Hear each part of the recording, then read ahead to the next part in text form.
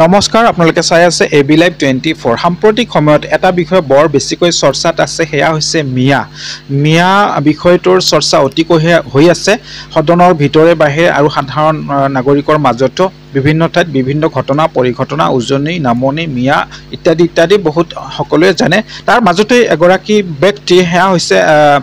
KMSSৰ সাংগঠনিক সম্পাদক আকাশ দলে ডাঙৰীয়াই কেইটামান যুক্তি দাঙি ধৰিছে কিয় মিয়াক খেদিব নোৱাৰিব তাৰ কেইটামান কাৰণ দাঙি ধৰিছে আৰু কাৰণ কেইটা এই ভিডিঅ'টোত আপোনালোকে চাবলৈ পাৰিব আহকচোন চাওঁ একেলগে ভিডিঅ'টো যদি চেনেলটোত প্ৰথম হৈ আছে আপুনি তেন্তে সাবস্ক্ৰাইব এটা কৰি দিবলৈ পাহৰি নাযাব ধন্যবাদ 1920 চনৰ পৰা 1930 চনত সেই সময়ছোৱাত আপোনালোকে আমাৰ কটন কলেজৰ প্ৰতিষ্ঠাপক জানে নহয় আমাৰ কটন সাহাব যেতিয়া আপোনাৰ চিফ কমিশনাৰ আছিলে তেওঁৰ নেতৃত্বত অসমত এই 1920 পৰা 1930 চন এই 10 বছৰত 6,53,018 জন মুছলমান মানুহক মাটি পট্টা দিছিলে কোনটো চন 1920 পৰা 1930 এই 10 বছৰত মুছলমানক দিয়া হৈছিলে মাটিৰ পট্টা 6,53,018 জনক তাৰ বিপৰীতে হিন্দুক দিয়া দিছিলে কেৱল 84,279 জন মানে আপোনালোক সকলোৱে লক্ষ্য কৰে আমিও লক্ষ্য কৰো যে মুছলমান আগ্ৰাসনৰ ক্ষেত্ৰত মুছলমানৰ জনসংখ্যা বিস্ফোৰণৰ ক্ষেত্ৰত আসলতে আমি কেৱল কংগ্ৰেছক দেখি থাকি আসলে কংগ্ৰেছে আনিলে কোনে আনিলে সেই কথাটো আমি জনাব দৰকাৰ মানে ইতিহাসে কি কয় বুৰঞ্জীয়ে কি কয় ডেটাই কি কয় এতিয়া আপোনালোকে নিশ্চয় জানে মুছলমান অসমলৈ কেতিয়া আহিছিলে মহম্মদ ঘুৰি আফগানিস্তানৰ পৰা আহিছিলে তেখেতৰ নেতৃত্বত তেওঁলোকে যেতিয়া অসম আক্ৰমণ কৰিবলৈ আহিছিলে মহম্মদ ঘুৰিৰ লগত আপোনাৰ মুছলমান সৈনিক হিচাপে তেওঁলোকে আছিলে এই গৰিয়া মুছলমানবিলাক হেতু আহিছিলে কেতিয়া 1204 খ্ৰীষ্টাব্দ 1204 চনত আহোমৰ অহাৰ পূৰ্বে দেই হেতু প্ৰথম দাতা মহম্মদ ঘুৰিৰ সৈন্যবাহিনী হিচাপে আহিছিলে সেই সময়ত কিছু সংখ্যক মানুহ ইয়াত থাকি গল যুদ্ধবন্দী হৈ গৈছে নহয় বহুত মানুহ আৰু তেনেকৈ থাকি গল মিৰ্জুমলাৰ অসম আক্ৰমণৰ সময়তো আপোনালোকে জানে সেই কথা সেই সময়তো ইয়াতটো আহোম ৰজাইটো আপোনাৰ বন্দী কৰি ৰাখিলে আমাৰ যিসকল মুছলমান সৈনিক আহিছিলে মিৰ্জুমলাৰ লগত গতিকে আমি সেই মুছলমান সাম্ৰাজ্যবাদী সকলে যেতিয়া অসম আক্ৰমণ কৰিছিলে আমি যে খেদি পঠিয়াইছিলো কিছু ইয়াত বন্দী কৰি ৰাখিছিল সেইবিলাক থাকি গল হেতু ইতিহাস কৈ আছো আপোনাক তাৰ পাছত আপোনালোকে জানে ইয়ান্দাবু সন্ধি 1826 চনত যেতিয়া সংঘটিত হল সেই সময়ছোৱাত ইয়ান্দাবু সন্ধি কাৰ লগত হৈছিল মান আৰু আপোনাৰ ব্ৰিটিছৰ লগত আমাৰ লগত হোৱা নাছিল সেই সময়ত আমাৰ 27 লাখ মান জনসংখ্যা আছিল অসমত 1826 চন মানত সেই সময়ত আপোনাৰ মানেটো অসমত কচুকটা দিছিলে কাটি মানুহক মানে আপোনাৰ মাৰি কাটি শেষে কৰি দিছিলে 8-9 লাখ জনসংখ্যা কাটি দিছিলে মানে অসমটো একদম খালি হৈ গৈছিল মোটামুটি সেই সময়ত আপোনাৰ ব্ৰিটিছে অসমত আহি মানৰ লগত চুক্তি কৰিলে মানৰ চুক্তি অনুসৰি কি হৈছে ইয়াতে আপোনাৰ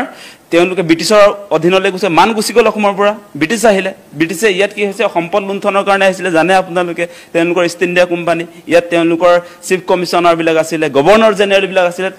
কমপ্লিটলি আপোনাৰ আহোম ৰাজত্বৰ পৰা আপোনাৰ ইষ্ট ইণ্ডিয়া কোম্পানীৰ হাতলৈ ব্ৰিটিছ চৰকাৰৰ হাতলৈ আমাৰ শাসনভাৰ গুছি গৈছিলে সেই সময়ছোৱাত আপোনালোকক মুছলমানে কেনেকৈ আমাৰ ইয়াত সোমাবলৈ পালে সেই কথাটো যদি চাই আপোনালোকে ডেটা যদি চাবলৈ যায় তথ্যই কয় যে ব্ৰিটিছৰ হাতলৈ যেতিয়া আমাৰ প্ৰশাসন যন্ত্ৰটো গুছি গল তেওঁলোকে যেতিয়া ইষ্ট ইণ্ডিয়া কোম্পানীৰ জৰিয়তে আমাৰ সম্পদ লুণ্ঠনৰ কাম কাজত আগবাঢ়িলে আপোনালোকে জানে সেই সময়ত ঝাৰখণ্ডৰ পৰা আৰু বিভিন্ন আমাৰ ভাৰতৰ ৰাজ্যৰ পৰা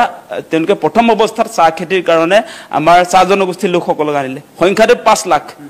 লাখ জনসংখ্যা আৰু তেতিয়া সেই একেটা সময়তে আপোনালোকে জানে 1920 আৰু 1930 চনত মুছলমান মানুহৰ সাংঘাতিক প্ৰব্ৰজন হৈছিল আপোনাৰ এই পূৰ্ববংগৰ পৰা ঢাকাৰ পৰা ময়মনসিংহৰ পৰা সেই মানুহবিলাক ইয়ালৈ আহি সংস্থাপন কৰিছিল ব্ৰিটিছ চৰকাৰে কিমান কৰিছিল হেতু জানিলক হেতুতে ইন্টাৰেষ্টিং হ'ব কংগ্ৰেছে আনিলে কোনে আনিলে কিন্তু সেই সময়ত গোপীনাথ বৰদলৈ আছিল সাংঘাতিক প্ৰতিবাদ হৈছিল অসমটো নাথাকো বুলিয়ে কৈ দিছিল ভাৰতৰ লগত কাহিনী তেনেকুৱা সেই সময়ত আপোনালোকক ডেটা দিছো এই 1920 চনৰ পৰা 1930 চনত সেই সময়ছোৱাত আপোনালোকে আমাৰ কটন কলেজৰ প্ৰতিষ্ঠাপক জানে নহয় আমাৰ কটন সাহাব যেতিয়া আপোনাৰ চিফ কমিশনাৰ আছিলে তেওঁৰ নেতৃত্বত অসমত এই 1920 পৰা 1930 চন এই 10 বছৰত 6,53,018 জন মুছলমান মানুহক মাটি পট্টা দিছিলে কোনটো চন 1920 পৰা 1930 এই 10 বছৰত মুছলমানক দিয়া হৈছিল মাটিৰ পট্টা 6,53,018 জনক তাৰ বিপৰীতে হিন্দুক দিয়া দিছিলে কেৱল 84,279 জন ডিফাৰেন্সটো চাওক মুছলমানক কিমান দিলে 6,53,018 জন মুছলমানক ভূমিপট্টা কৰি দিলে ব্ৰিটিছ চৰকাৰে হেনৰি কটন সাহেব কটন কলেজৰ প্ৰতিষ্ঠাপক আৰু আমাৰ হিন্দু জনসংখ্যাক দিলে 84,279 কথাটো বুজি পালে নে দিয়া এই বৃহৎ সংখ্যাটো কিমান হ'ব আপোনাৰ এই যে 6 লাখ মানে প্ৰায় 7 লাখক যে তেওঁলোকে 1920 বা 30 চনৰ ভিতৰত যে মাটি পট্টা দিলে ব্ৰিটিছ চৰকাৰে সেই এজন এটা এঘৰত আপোনাৰ ইয়াত যে 6 লাখ যে দেখুৱাইছে 6 লাখ 7 লাখে প্ৰায় যে 6,53,000 মানে 7 লাখে ইয়াৰ জনসংখ্যাটো যদি চাই তেতিয়াও আপোনাৰ প্ৰায় 10 লাখ এটা পৰিয়ালত যদি তিনজনকে ধৰ তেতিয়া হলে প্ৰায় 15-20 লাখ মানুহক পট্টাটো কোনে দিলে মানে 15-20 লাখ পৰিয়ালক জনসংখ্যা হিচাপে যদি চাই তেতিয়া হলে এই বৃহৎ জনসংখ্যাৰ মানুহক মুছলমান সম্প্ৰদায়ৰ মানুহক ব্ৰিটিছ চৰকাৰে ইয়াত সংস্থাপন কৰিলে সেই মানুহবিলাক কিয় আনিছিলে আপোনালোকে জানে মৰাপাটৰ খেতিৰ কাৰণে আনিছিলে তাৰ পাছত আপোনাৰ ধানৰ খেতিৰ কাৰণে কিছু মানুহ ইয়াত অনা হৈছিলে মূল খেতিটো আছিলে আপোনাৰ উজনি অসমৰ ক্ষেত্ৰত যেনেকৈ আপোনাৰ চাহ জনগোষ্ঠীক আনিছিলে 5 লাখ মান আৰু নামনি অসমৰ ক্ষেত্ৰত প্ৰায় 6-7 লাখ আপোনাৰ মৰাপাট খেতিৰ কাৰণে ব্ৰিটিছে লৈ আহিছিলে আৰু অসমীয়া মানুহে খেতি কৰিব নোৱাৰে বুলি তেওঁলোকে ভাবিছিলে মৰাপাটৰ খেতিটো অসমীয়া মানুহে তেতিয়ালৈকে কৰা নাছিলে নাজানে গতিকে সেই মানুহবিলাক আনিছিলে ব্ৰিটিছে সংস্থাপন কৰিছিলে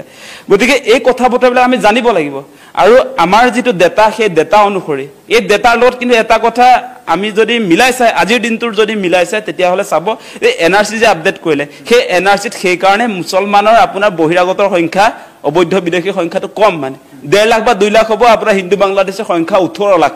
হে প্ৰ্যাকটিক্যাল কথাটো বুজিলক সৰকাৰে এনআৰসি আপডেট কৰিছে দেই এটো আকাশ দলে কৰা নাই কথাটো কৈছো মই আপোনালোকে সকলোৱে জানে এতিয়া এনআৰসি খচৰাখন ফাইনেল হোৱাৰ পাছত কিয় এই মুহূৰ্তলৈকে বিদেশী বিতৰণৰ ব্যৱস্থা কৰা নাই কাৰণটো হৈছে যে সেই এনআৰসিৰ খচৰাত চূড়ান্ত তালিকাত হিন্দু বাংলাদেশীহে তাত আছে প্ৰায় 17 লাখ মান আছে কাহিনী বুজি পাইছে নাই কিন্তু অবৈধ মুছলমান সংস্থাপনৰ ক্ষেত্ৰত ব্ৰিটিছ চৰকাৰে আনিছিলে সেই কথা ডেটাই কয়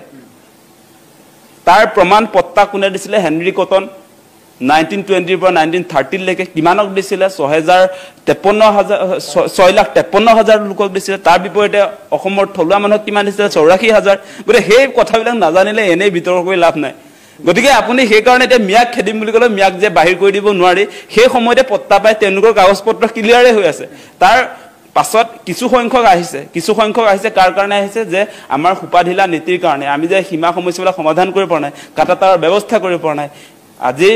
বিজেপি চৰকাৰেতো তাত সীমাত গৈ প্ৰথম যেতিয়া সৰ্বানন্দ সোণোৱাল মুখ্যমন্ত্ৰী হল 1 ইঞ্চিও বাংলাদেশিক মাটি এৰি নিদিম বুলি কৈছিল সীমা পুনৰ নামত হাজাৰ বিঘা দি দিলে বাংলাদেশক দূৰবীন চাই সীমা সমস্যা সমাধান কৰিম বুলি তাতটো এটা হেৰিও চলিছিল এটা ফিল্মি ষ্টাইলত মানে তেনেকুৱা ধৰণৰ নাটকো চলিছিল কিন্তু সমাধান নহল আজিও উন্মুক্ত হৈ আছে আজি ভাৰত বাংলা সীমাত মুঠৰ ওপৰত এই সংগ্ৰামখনে আচলতে কাৰুৰ লাভ নহলেও পলিটিক্যালি হিমন্ত বিশ্ব শৰ্মাক হিৰো কৰোৱা এটা সংগ্ৰাম হৈছেগে এতিয়া কিন্তু হেতুবা আমি সাৱধান হ'ব লাগিব আমি জনা শুনা মানুহবিলাকে যিসকল শিক্ষিত আজি যুৱক যুৱতী আমি নেতৃত্ব দি আছো যিসকলে জাতীয় জনগোষ্ঠীয় সংগঠনক প্ৰতিনিধিত্ব কৰি আছে আমি আসল ইতিহাসটো জানিব লাগিব আৰু এই ক্ষেত্ৰত আসলতে মেইন প্ৰ্যাকটিক্যালি আসলতে আমি কি কৰিব পাৰো সেই পৰ্যায়লৈকে যাব লাগিব আজি বড়ো মানুহবিলাক আজি কুচ ৰাজবংশী আমাৰ ট্ৰাইবেল মানুহবিলাক সেই মানুহবিলাকৰ ওচৰলৈ যদি মিয়াবিলাক আপুনি পঠিয়ায় তেতিয়া হলে সেই মানুহবিলাকে ল'ব নেকি সেই কথাটো নাই গতিকে সেই কাৰণে আমিও লক্ষ্য কৰিছো যে তাতো কুচ ৰাজবংশী ছাত্ৰ সন্থা বা আমি দেখিছো বিভিন্ন কুচ জনগোষ্ঠীৰ লিডাৰক দেখিছো তেওঁলোকে কৈছে আমি কি ডাস্টবিন নেকি যে আপোনালোকে তাৰ পৰা খেদিব আমি কি গ্ৰহণ কৰিম সেই কথাটো নাই গতিকে ইয়াৰ কাৰণে এটা আপুনি যেটো সলিউশনৰ কথা কৈছে এতিয়া মূল কথাটো আহিছে যে মুছলমানৰ সাংঘাতিক ধৰণে জনসংখ্যা বিস্ফোৰণ হৈছে গতিকে সেই জনসংখ্যা বিস্ফোৰণ হোৱাৰ কাৰণে আমাৰ যিবিলাক আসলতে ইয়াৰ খিলঞ্জিয়া মানুহ ইয়াৰ ভূমিপুত্ৰৰ প্ৰতি ভাবুকি আহিছে সেই কথাটো আহিছে গতিকে সেই কামটো কোনে কৰিব এতিয়া জনসংখ্যা নিয়ন্ত্ৰণৰ কাৰণে হিমন্ত বিশ্ব শৰ্মাই কোনখন আইন আনিলে এতিয়ালৈকে তেনেকুৱা ব্যৱস্থাপনা আছেনে বা চৰ চাপৰিত থকা লোকসকলৰ শিক্ষা স্বাস্থ্য সেই ক্ষেত্ৰত কি কাম কৰিলে সেই কথাটো লাগিব এতিয়া আমি লক্ষ্য কৰিছো যেটো প্ৰ্যাকটিক্যাল সেই কথাটো কৈছো ডাটাবেস কথাটো কৈ আছো আজিৰ দিনটোটো যদি আপুনি সেন্সাস কৰি উলিয়াই তেতিয়া হলে যিবিলাক উচ্চ শিক্ষিত মুছলমান তেওঁলোকৰ ঘৰতো পৰিয়ালৰ মুঠ মানে সদস্যৰ সংখ্যা 2 জন বা 4 জন সিমানে হয় আমি দেখিছো আপোনালোকে নি সাৰ্ভে কৰিলে পাব যিবিলাক আসলতে উচ্চ শিক্ষিত যে তেওঁলোকৰ পৰিয়ালত এটা সন্তান বা দুটা সন্তানেই আছে তেনেকুৱা আমি দেখিছোঁ আৰু যিবিলাক চৰ চাপৰিত থাকে যিবিলাকৰ পঢ়া শুনা নাই তেওঁলোকে জনসংখ্যা বিস্ফোৰণৰ কথা বুজি নাপায় সেইকাৰণে সাংঘাতিক ধৰণে মুছলমান অঞ্চলবিলাকত আচলতে জনসংখ্যা বিস্ফোৰণ হৈছে আৰু আমাৰ যিবিলাক থলুৱা খিলঞ্জীয়াৰ প্ৰতি ভাবুকি আহিছে তেওঁলোকৰ পাৰ্চেণ্টেজটো মানে জনসংখ্যাৰ পাৰ্চেণ্টেজটো দিনক দিনে বাঢ়িছে